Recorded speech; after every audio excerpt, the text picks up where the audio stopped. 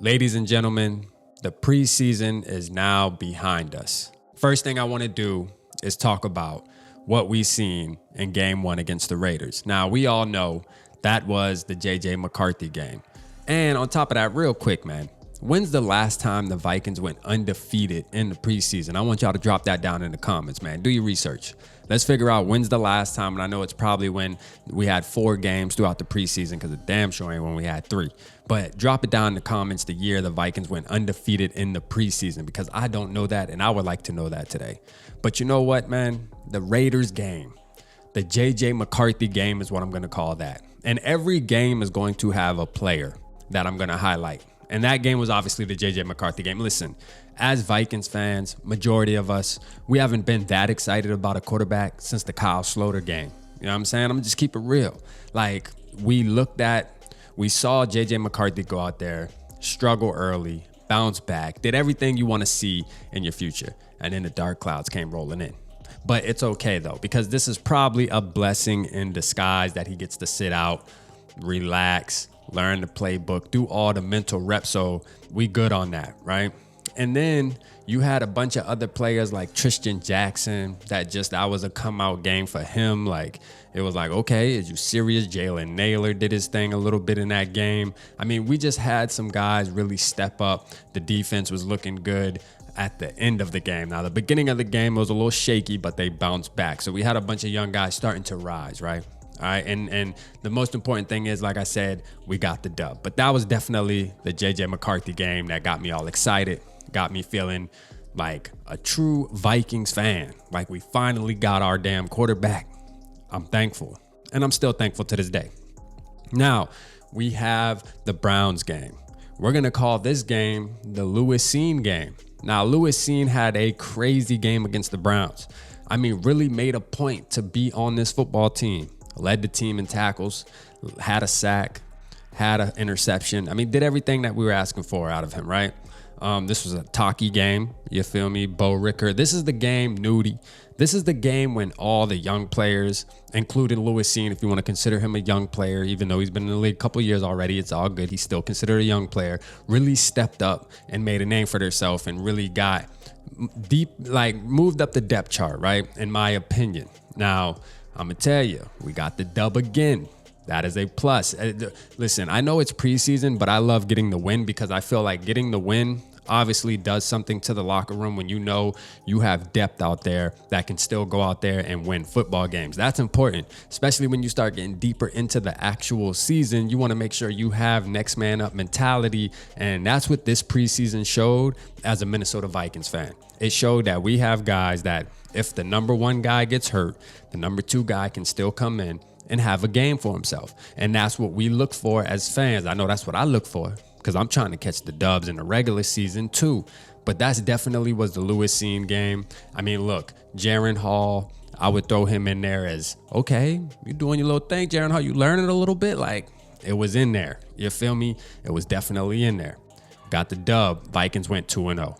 Then we had the Eagles game that happened yesterday. All right.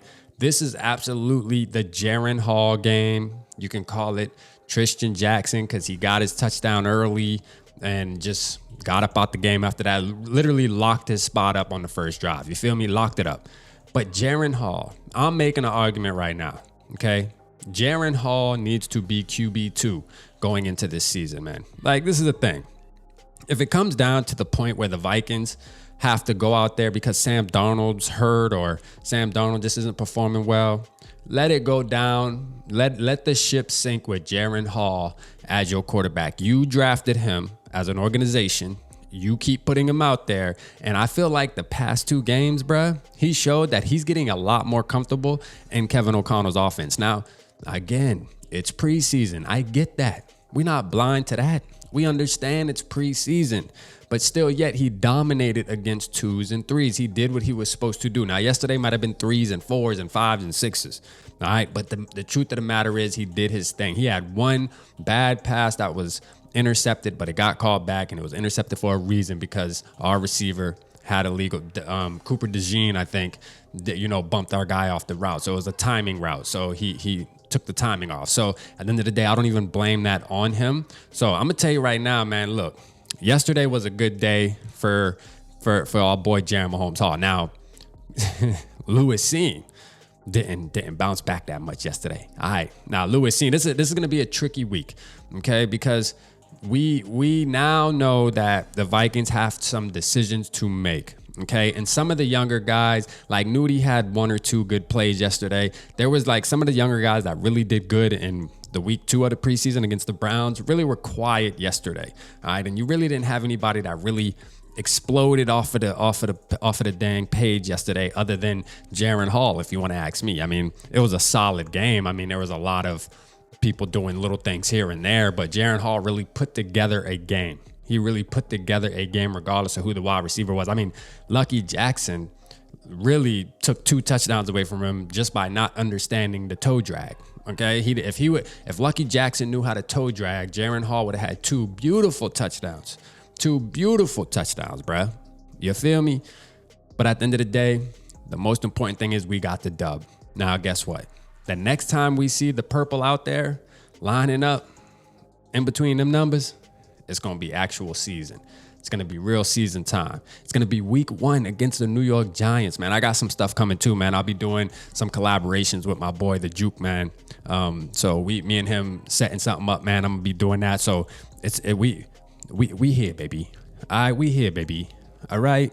Skol Vikings, man. Hit the like button. Tell me your favorite moment from the preseason.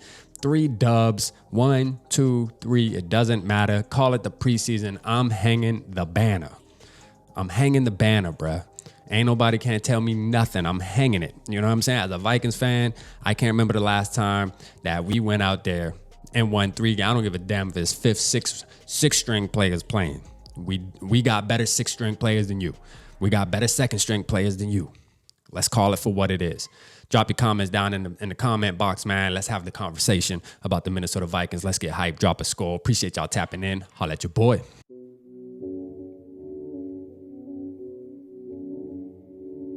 Yeah. Smooth summer. Who running?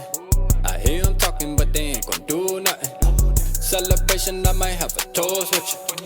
I'm feeling good, I'm feeling great, I'm terrific. We ain't taking no losses, we winning. Undefeated. Check the percentage.